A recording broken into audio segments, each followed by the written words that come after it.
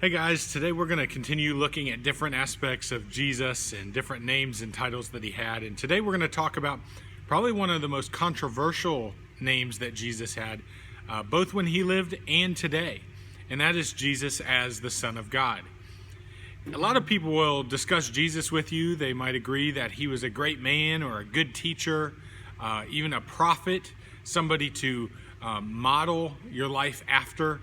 But when you start discussing that Jesus was God's son or Jesus was God himself, that can cause a lot of division. And that's true today, just like it was true back in the time when Jesus lived.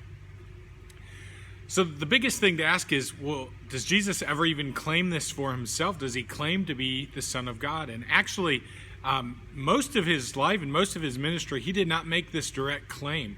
But there were times when he did. You think of John 10:30, where Jesus says that he and the Father are one. And right after that, the Jews pick up stones and they want to execute him. And they say that they're doing so because he committed blasphemy, that he claimed himself to be God. So they understood that he was, by claiming to be God's son, he was claiming to be God himself. Also think of Mark chapter 2, where Jesus goes in and he tells somebody that their sins are forgiven, and the religious leaders get all up in arms and they say, well, only God can forgive sins. And Jesus says, yes, and so that you know that I have the power to forgive sins, I'm going to do this miracle. And he does a miracle to show that he can forgive sins, again indicating his deity, that he is the Son of God.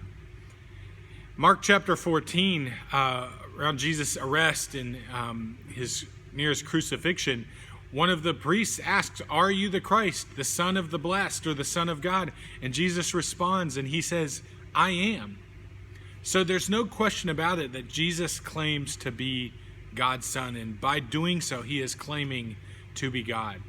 So the question is it true or is it not? And if we know that Jesus claimed to be God's son, it really only leaves us with three choices of things to believe about him. C.S. Lewis put it this way. He said, you either believe that Jesus was a liar, meaning he knew he wasn't God's son, but he claimed to be, so he was a liar. He was a lunatic. He was insane. He wasn't God's son, but he claimed to be because he was delusional and he thought he was. Or he is in fact Lord and he really is the Son of God. And so when people say, well, he was just a good person, or he was a religious teacher, or he was a prophet, no, those options really aren't on the table, because Jesus claimed to be God. He claimed to be the Son of God. So he either was lying about it, he was out of his mind, or he really is the Son of God.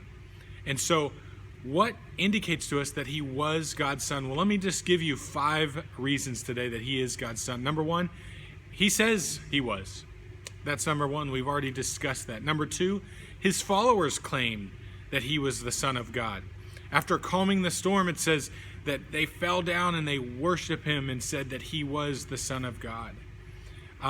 Jesus goes to them after people are debating his identity, and they say, well, who do you say that I am?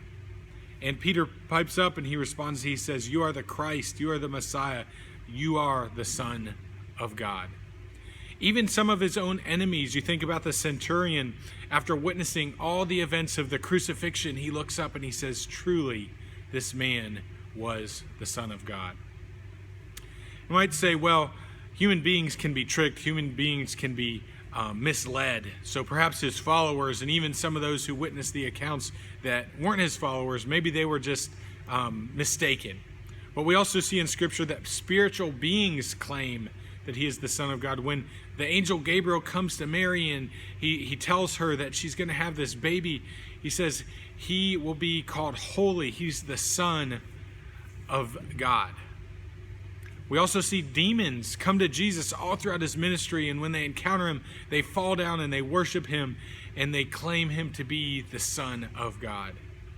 So not only does Jesus claim himself, but also people claim him to be the Son of God. Also, angels claim him to be the Son of God. Also, demons claim that he is the Son of God. And then most importantly, God himself. In Matthew chapter 3, right after Jesus' baptism, there's a voice from heaven in which God says, this is my beloved Son, in whom I am well pleased. And so we can believe a lot of different things about Jesus, but it is so important that we understand that he truly is the Son of God, God himself. And the question is, what do we believe?